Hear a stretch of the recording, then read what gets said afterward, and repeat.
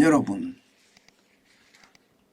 은행권의 위기가 증권사로 넘어갈 거다 하는 이야기는 이미 여러분들에게 좀 말씀을 드렸습니다. 예. 오늘 말씀드릴 증권사도요, 채권에 대한 미실현 손실이 굉장히 크고요. 예. 자칫 말입니다. 스톡런이라고 해야 되나요? 많은 사람들이 주식 투자하는 돈을 다 빼버리면 진짜 최대의 증권사가 위기를 맞을 수도 있다. 이 말씀 꼭 드리고 싶습니다. 진짜 심각하다 이런 생각을 저는 했는데, 예, 거기가 어디냐 여러분. 제가 여러분들에게 찰스 스왑을 말씀을 드린 적이 있죠. 바로 그 찰스 스왑입니다. 땡땡 정권 위험 그 단서는 제가 말씀드리는 게 이거거든요. 1년 새 만기 보유 정권 증가율입니다. 찰스 스왑의 64.39%가 늘어났습니다. 아니 만기 보유 정권이 1년 새 64.39%가 늘어났는데 왜 찰스 스왑의 어떤 스톡런은 일어날 수 있는가 이렇게 이야기하나. 이게 여러분 잘 보시면 이게 그럴 수밖에 없습니다. 일반적으로 말입니다. 일반적으로 이 채권에 대한 투자나 혹은 MBS라고 하는 주택저당증권에 대한 투자는요, 과거 금리가 낮을 때는 채권 가격이 굉장히 높았습니다. 반대로 금리가 높을 때는 채권 가격이 굉장히 떨어졌습니다. 지금이죠, 지금. 지금이 금리를 워낙 갑작스럽게 올렸으니까 지금 채권 가격은 굉장히 많이 떨어졌겠죠. 실리콘밸리 은행도 말입니다. 바로 이 부분, 이 부분에 대한 손실이 18억 달러였습니다. 실리콘밸리 은행은 기본적으로 말입니다. 스타트업이나 벤처기업이나 제조업들이 돈을 빼니까 그 돈을 내주고자 채권을 팔았던 거예요. 근데 과거에는 채권을 비싼 채권을 샀다가 지금 팔으니까 손실이 굉장히 컸던 겁니다. 그런데 지금 찰스 스왑은요, 블룸버그에서 제기를 하기를 만기 보유 정권을 늘렸다. 이 말은 여러분 결국 말입니다. 지금 상황이 나빠진다는 이야기예요. 자, 이거 보시면 2022년 초에는 만기 보유 정권의 규모가 1,053억 달러였습니다. 그런데 2022년 말에는 딱 1년 사이입니다. 1년도 채 안 되죠. 1,731억 달러로 갑자기 늘어납니다. 이게 여러분 이렇게 갑자기 늘어나는 이유가 뭘까요? 반대로 이게 매도 가능 정권에 대한 규모는요 확실하게 줄어듭니다. 2022년 초에는 2,720억 달러였는데 2022년 말에는 1,279억 달러, 52.89%가 줄어들었습니다. 금액으로는 1,441억 달러가 줄어들었고요. 자, 여러분 여기서 우리가 느껴지는 것은요, 결국 말입니다. 만기 보유 정권을 늘림으로 해서요, 미손실 금액을 줄일 수 있다는 거예요. 다시 말해서 매도 가능 정권은 채권 가격이 덩나게 움직이면요, 움직임에 따라서 대차 대조표에 반영이 되는데, 이게 만기 보유 정권은요 그냥 그대로 지금 채권 가격을 반영을 합니다. 그러면 미실현 손실이 굉장히 많이 줄어들겠죠. 블룸버그는 바로 이 부분을 지적하는 겁니다. 이게 예상했던 것보다가 심각하다. 금액이 만기 보유 정권으로 옮겨 탄 것이 워낙 많다. 이것은 어떻게 생각하면 대차 대조표라고 이야기해야 되나 이것을 마사지한 것이나 다름없다 이렇게 해석할 수 있습니다. 예, 손실을 반영하느냐 반영하지 않느냐 그 차이인데 말입니다. 예, 평가 손실을 반영하는 것은 줄이고 예, 평가 손실을 반영 안 하는 것은 늘리고 다시 말해서 만기 보유 정권은 평가 손실을 반영 안 하기 때문에 늘렸고요. 그것도 64.39% 78억 달러를 늘렸고요. 평가 손실을 반영하는 것은 지금 내렸습니다. 그러면 대차 대조표가 어떻게 될까요? 대차 대조표 자체가 쉽게 말하면 잘 나오겠죠. 예, 평가 손실을 반영을 안 하니까 살 때 가격을 그대로 취급을 하니까 평가 손실이 그렇게 많지 않다는 거 이것은 어쩌면 당연한 거죠.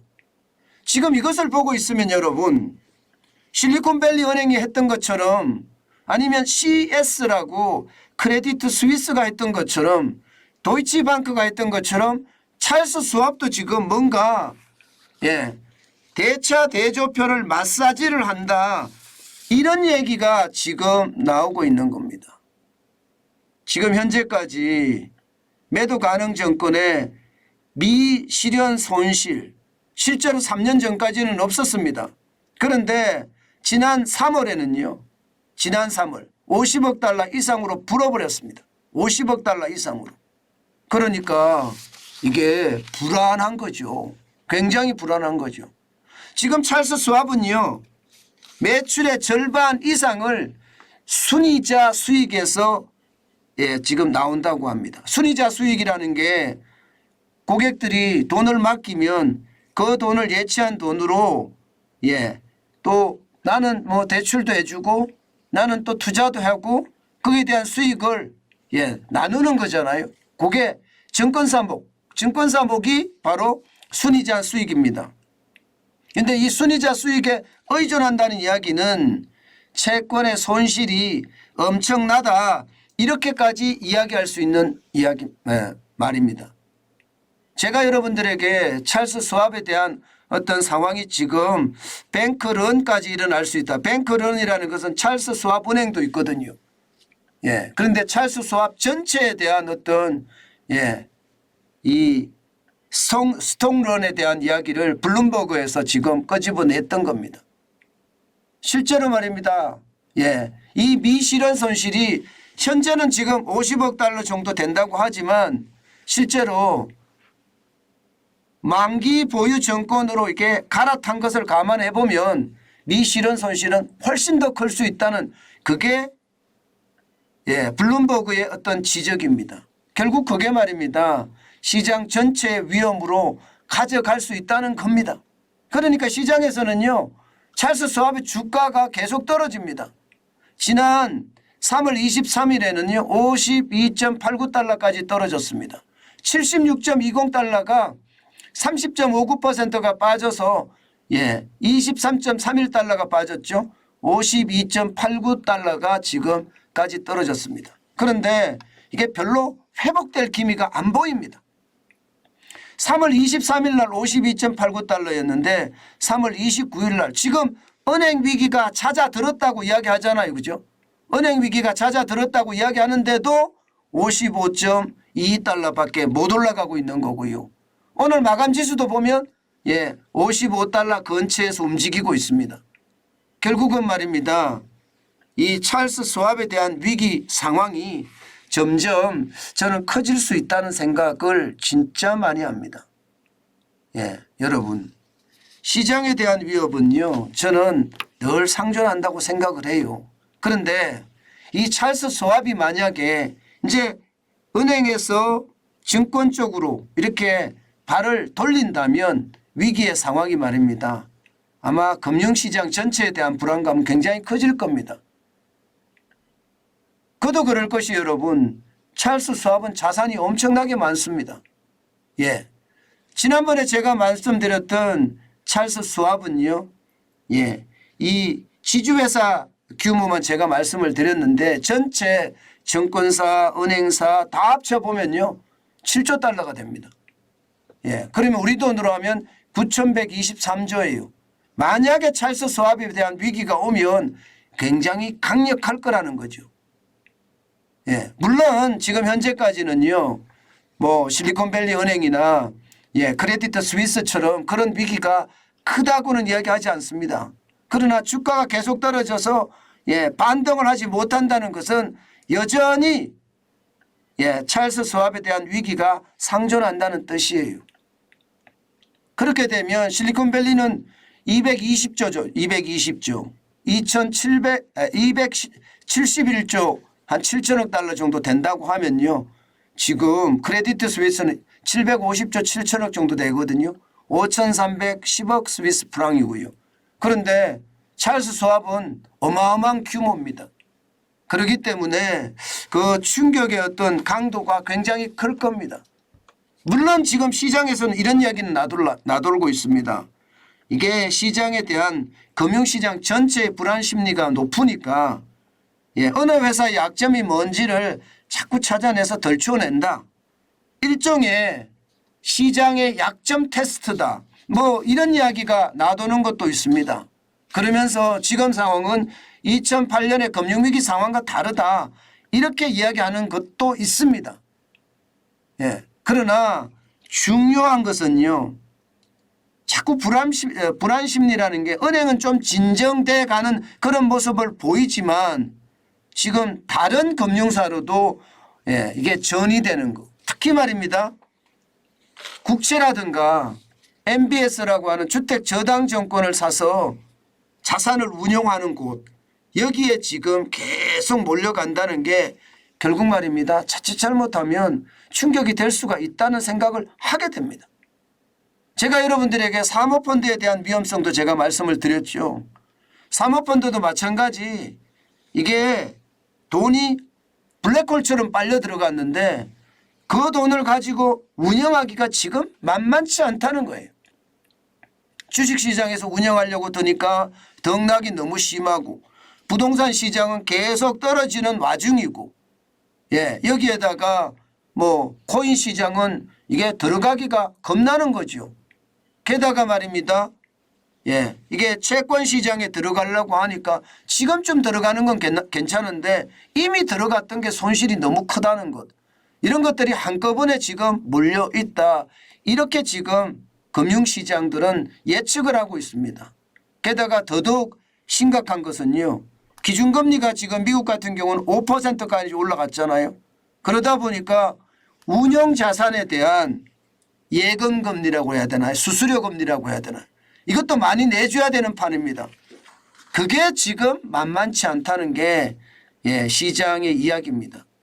실제로 말입니다. 운영수수료를 지급을 하려고 그러면 그거보다 더 수익을 많이 내야 되는데 부동산도 주식도 채권도 그보다 더 많이 운영해서 수익을 낼 방법이 그렇게 많지 않다는 거고요. 게다가 이게 가상자산 시장은 뭐 이익은 난다고 하지만 이익을 낼 수 있다고는 하지만 불안하잖아요. 그 불안한 것이 시장 전체에 점점 커진다 이렇게 생각을 합니다. 은행은 위기의 어떤 상황에서 좀 잠잠해졌다 이렇게 이야기하지만 아직까지 그림자 금융이라고 이야기하는 쪽도 그렇고요. 채권을 가지고 자산 운용을 하는 쪽은 아마도 위기의 선상을 넘어가기는 진짜 어려울 거다. 물론 넘어야 되겠죠. 안 넘으면 그 어느 때보다 충격이 올 수 있으니까 넘어야 되겠지만 그 충격은 점점 커지지 않을 건가 저는 이런 생각을 해봅니다. 여러분 이 상황은요. 지금 우리나라도 마찬가지일 겁니다. 우리나라도 채권 시장에 들어가서 채권을 어느 정도 가지고 있는 거 사실이거든요. 기관 투자가들도 그렇고요. 뭐 금융권도 마찬가지고요. 그렇다면 채권에 대한 손실 이 부분도 우리나라도 진짜 클 겁니다. 지금까지 우리나라는 거기에 대한 구체적인 그런 데이터가 나오지는 않는데요. 지금 현재까지 보면 급속도로 금리를 올렸기 때문에 채권 시장에는 가격이 그만큼 떨어졌을 거다. 과거에 산 채권은 현재 가격이 떨어져서 문제가 될 거다. 미실현 손실이 많을 거다. 이게 시장의 대체적인 예측입니다. 아직까지는 안 나오지만 분명히 우리 시장에도 그런 위험이 존재할 거다 하는 게 시장의 예측입니다. 여러분 아시는 것처럼 대출 만기 연장에 대한 우려 133조 3천억 원이나 되니까 PF 대출에 대한 우려 이건 전체가 한 150조 규모가 되죠. 여기다가 채권을 운용을 잘못해서 손실까지 생겼다면 이것은 우리에게 굉장히 큰 위기로 닥쳐올 수도 있다고 저는 생각합니다. 여러분 늘 말씀을 드리지만 채권 시장도 안전자산 이렇게 이야기하지만 한 번쯤 뒤돌아봐야 되는 것도 현실이고요. 요즘 같을 때 채권이 많이 내려갔잖아요. 이럴 때는 채권에 대한 투자도 많이 내려갔을 때니까 분명히 금리를 내릴 거거든요. 언젠가는 내릴 거예요. 언젠가는. 그러면 채권의 가격은 올라가니까 뭐 투자에 대한 어떤 방법도 한 번쯤 생각해 보는 것도 좋다.